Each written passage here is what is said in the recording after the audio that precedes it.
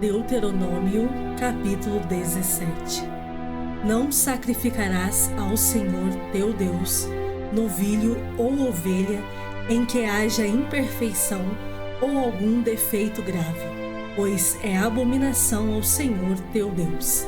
Quando no meio de ti, em alguma das tuas cidades que te dá o Senhor teu Deus, se achar algum homem ou mulher que proceda mal aos olhos do Senhor teu Deus, transgredindo a sua aliança, que vá e sirva a outros deuses e os adore, ou ao sol, ou à lua, ou a todo o exército do céu, o que eu não ordenei, e te seja denunciado, e o ouvires, então indagarás bem, e eis que, sendo verdade, é certo que se fez tal abominação em Israel, então levarás o homem ou a mulher que fez este malefício às tuas portas, e os apedrejarás, até que morram. Por depoimento de 2 ou 3 testemunhas, será morto o que houver de morrer.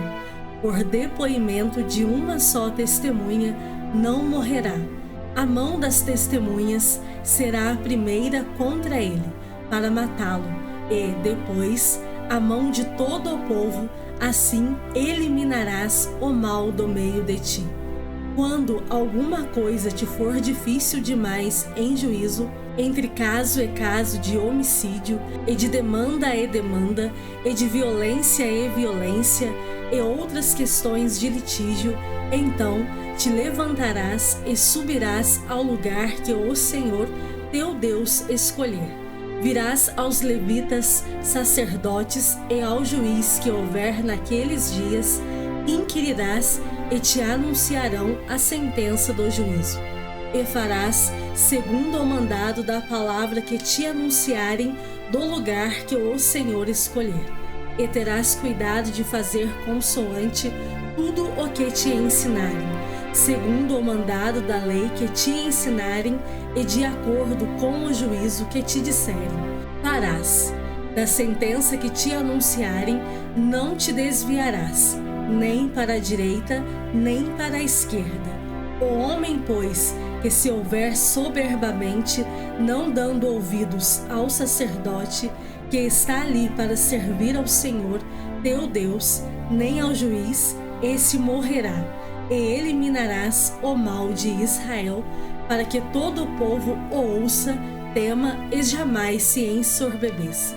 Quando entrares na terra que te dá o Senhor teu Deus, e a possuíres, e nela habitares, e disseres: estabelecerei sobre mim um rei, como todas as nações que se acham em redor de mim.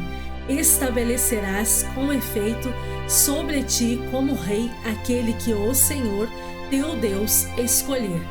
Homem estranho que não seja dentre os teus irmãos, não estabelecerás sobre ti, e sim um dentre eles.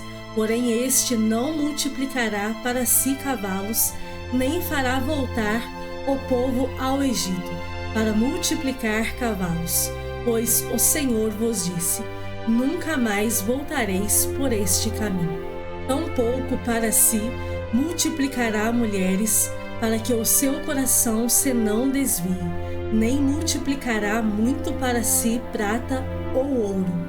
Também, quando se assentar no trono do seu reino, escreverá para si um traslado desta lei num livro, do que está diante dos levitas sacerdotes, e o terá consigo, e nele lerá todos os dias da sua vida, para que aprenda a temer o Senhor, seu Deus, a fim de guardar todas as palavras desta lei e estes estatutos para os cumprir. Isto fará para que o seu coração não se eleve sobre os seus irmãos, e não se aparte do mandamento, nem para a direita, nem para a esquerda, de sorte que prolongue os dias no seu reino, ele e seus filhos no meio de Israel. Deuteronômio, capítulo 18. Os sacerdotes levitas e toda a tribo de Levi não terão parte nem herança em Israel. Das ofertas queimadas ao Senhor e daquilo que lhes é devido comerão, pelo que não terão herança no meio de seus irmãos. O Senhor é a sua herança, como lhes tem dito. Será este, pois, o direito devido aos sacerdotes, da parte do povo, dos que oferecerem sacrifício, seja gado ou rebanho, que darão ao sacerdote a espádua e as queixadas e o bucho. Dar-lhe-ás as primícias do teu cereal, do teu vinho e do teu azeite, e as primícias da tosquia das tuas ovelhas. Porque o Senhor, teu Deus, o escolheu de entre todas as tuas tribos para ministrar em o nome do Senhor, ele e seus filhos, todos os dias. Quando vier um levita de alguma das tuas cidades, de todo Israel, onde ele habita, e vier com todo o desejo da sua alma ao lugar que o Senhor escolheu, e ministrarem o nome do Senhor, seu Deus, como também todos os seus irmãos, os levitas, que assistem ali perante o Senhor, porção igual a deles terá para comer, além das vendas do seu patrimônio. Quando entrares na terra que o Senhor teu Deus te der, não aprenderás a fazer conforme as abominações daqueles povos. Não se achará entre ti quem faça passar pelo fogo o seu filho ou a sua filha, nem adivinhador, nem prognosticador, nem agoureiro, nem feiticeiro, nem encantador, nem necromante, nem mágico, nem quem consulte os mortos, pois todo aquele que faz tal coisa é abominação ao Senhor. E por estas abominações o Senhor, teu Deus, os lança de diante de ti. Perfeito serás para com o Senhor teu Deus, porque estas nações que hás de possuir ouvem os prognosticadores e os adivinhadores, porém a ti, o Senhor teu Deus, não permitiu tal coisa. O Senhor teu Deus te suscitará um profeta do meio de ti, de teus irmãos, semelhante a mim. A ele ouvirás, segundo tudo o que pediste ao Senhor teu Deus em Horebe, quando reunido o povo. Não ouvirei mais a voz do Senhor, meu Deus, nem mais verei este grande fogo, para que não morra. Então o Senhor me disse: falaram bem aquilo que disseram. Suscitar-lhes-ei um profeta do meio de seus irmãos, semelhante a ti, em cuja boca porei as minhas palavras, e ele lhes falará tudo o que eu lhe ordenar. De todo aquele que não ouvir as minhas palavras, que ele falar em meu nome, disso lhe pedirei contas. Porém, o profeta que presumir de falar alguma palavra em meu nome, que eu lhe não mandei falar, ou o que falar em nome de outros deuses, esse profeta será morto. Se disseres no teu coração: como conhecerei a palavra que o Senhor não falou? Sabe que, quando esse profeta falar em nome do Senhor, e a palavra dele se não cumprir, nem suceder como profetizou, esta é a palavra que o Senhor não disse. Com soberba a falou o tal profeta. Não tenhas temor dele. Salmos de número 88. Ó Senhor, Deus da minha salvação, dia e noite clamo diante de ti. Chegue à tua presença a minha oração, inclina os ouvidos ao meu clamor, pois a minha alma está farta de males e a minha vida já se abeira da morte. Sou contado com os que baixam a cova, sou como um homem sem força, atirado entre os mortos, como os feridos de morte que jazem na sepultura, dos quais já não te lembras, são desamparados de tuas mãos. Puseste-me na mais profunda cova, nos lugares tenebrosos, nos abismos. Sobre mim pesa a tua ira, Tu me abates com todas as tuas ondas. Apartaste de mim os meus conhecidos e me fizeste objeto de abominação para com eles. Estou preso e não vejo como sair. Os meus olhos desfalecem de aflição. Dia após dia, venho clamando a Ti, Senhor, e Te levanto as minhas mãos. Mostrarás Tu prodígios aos mortos, ou os finados se levantarão para Te louvar? Será referida a Tua bondade na sepultura? A Tua fidelidade nos abismos? Acaso nas trevas se manifestam as Tuas maravilhas? E a Tua justiça na terra do esquecimento? Mas eu, Senhor, clamo a Ti por socorro, e antemanhã já se antecipa diante de Ti a minha oração. Por que rejeitas, Senhor, a minha alma e ocultas de mim o rosto? Ando aflito e prestes a expirar desde moço. Sob o peso dos Teus terrores, estou desorientado. Por sobre mim passaram as Tuas iras. Os Teus terrores deram cabo de mim. Eles me rodeiam como água de contínuo. A um tempo me circundam. Para longe de mim afastaste amigo e companheiro. Os meus conhecidos são trevas. Atos, capítulo 11. Chegou ao conhecimento dos apóstolos e dos irmãos que estavam na Judéia, que também os gentios haviam recebido a palavra de Deus. Quando Pedro subiu a Jerusalém, os que eram da circuncisão o arguiram, dizendo: Entraste em casa de homens incircuncisos e comeste com eles. Então Pedro passou a fazer-lhes uma exposição por ordem, dizendo: Eu estava na cidade de Jope orando e, num êxtase, tive uma visão em que observei descer um objeto como se fosse um grande lençol baixado do céu pelas 4 pontas e vindo até perto de mim. E, fitando para dentro dele os olhos, vi quadrúpedes da terra, feras, répteis e aves do céu. Ouvi também uma voz que me dizia: Levanta-te, Pedro, mata e come. Ao que isto respondi: De modo nenhum, Senhor, porque jamais entrou em minha boca qualquer coisa comum ou imunda. Segunda vez falou a voz do céu: Ao que Deus purificou, não consideres comum. Isto sucedeu por 3 vezes, e, de novo, tudo se recolheu para o céu. E eis que, na mesma hora, pararam junto da casa em que estávamos 3 homens enviados de Cesareia para se encontrarem comigo. Então, o Espírito me disse que eu fosse com eles, sem hesitar.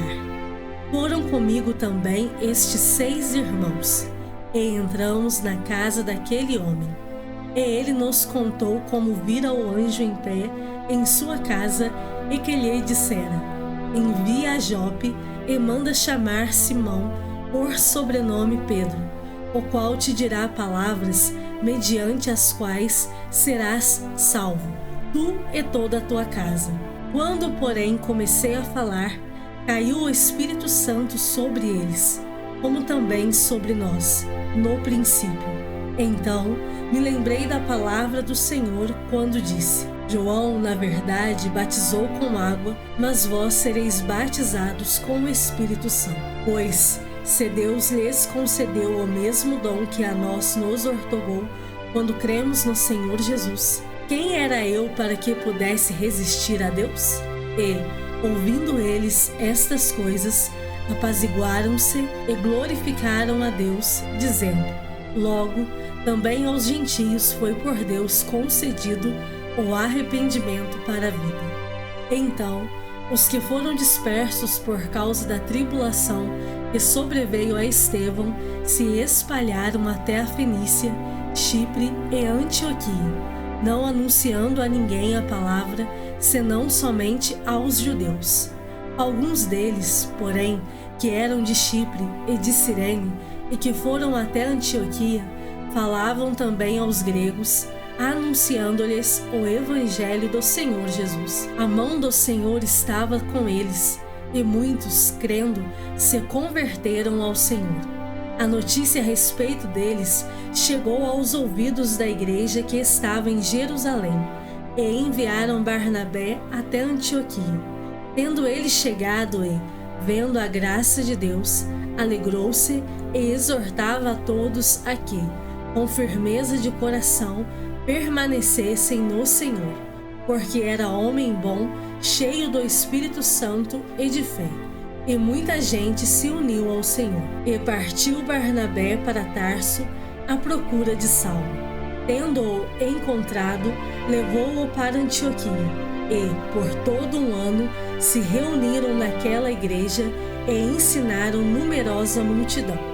Em Antioquia foram os discípulos pela primeira vez chamados cristãos. Naqueles dias desceram alguns profetas de Jerusalém para Antioquia e, apresentando-se um deles, chamado Ágabo, dava a entender pelo Espírito que estava para vir grande fome por todo o mundo, a qual sobreveio nos dias de Cláudio. Os discípulos, cada um conforme as suas posses, resolveram enviar socorro aos irmãos que moravam na Judéia, o que eles, com efeito, fizeram, enviando-o aos presbíteros por intermédio de Barnabé e de Saulo. Atos, capítulo 12. Por aquele tempo, mandou o rei Herodes prender alguns da igreja para os maltratar, fazendo passar a fio de espada a Tiago, irmão de João. Vendo ser isto agradável aos judeus, prosseguiu, prendendo também a Pedro, e eram os dias dos pães asmos. Tendo-o feito prender, lançou-o no cárcere, entregando-o a 4 escoltas de 4 soldados cada uma, para o guardarem, tencionando apresentá-lo ao povo depois da Páscoa.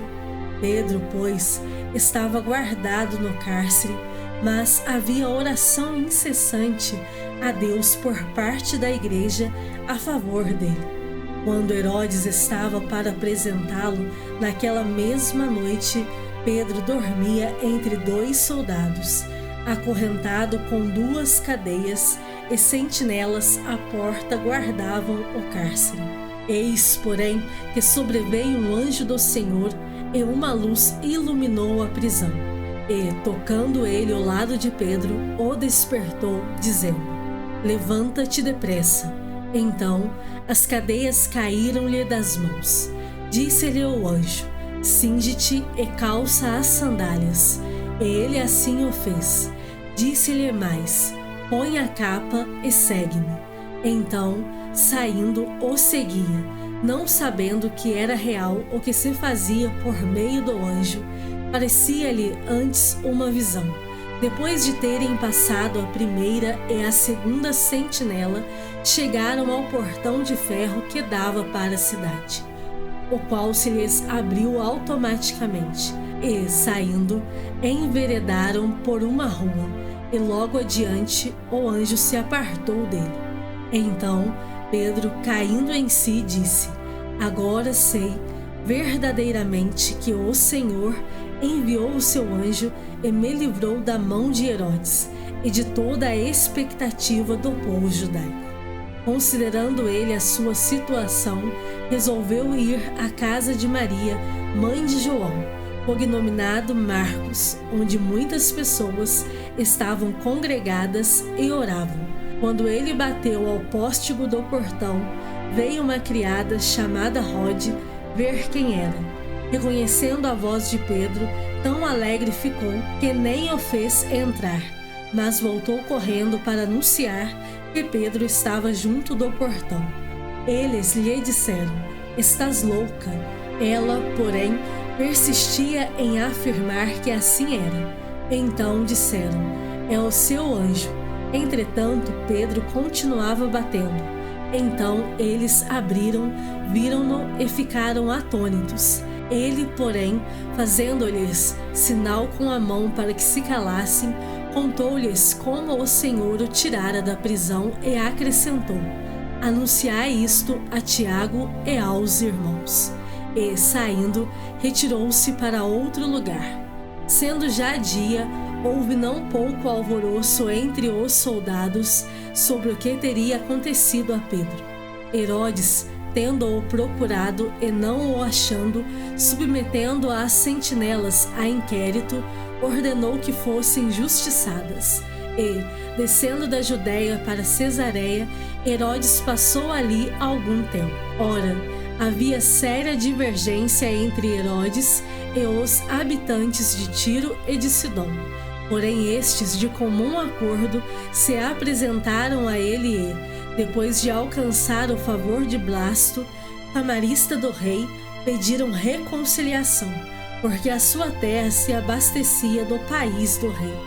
Em dia designado, Herodes, vestido de traje real, assentado no trono, dirigiu-lhes a palavra e o povo clamava: é a voz de um Deus e não de homem. No mesmo instante, um anjo do Senhor o feriu, por ele não haver dado glória a Deus, e, comido de vermes, expirou. Entretanto, a palavra do Senhor crescia e se multiplicava. Barnabé e Saulo, cumprida a sua missão, voltaram de Jerusalém, levando também consigo a João, apelidado Marcos.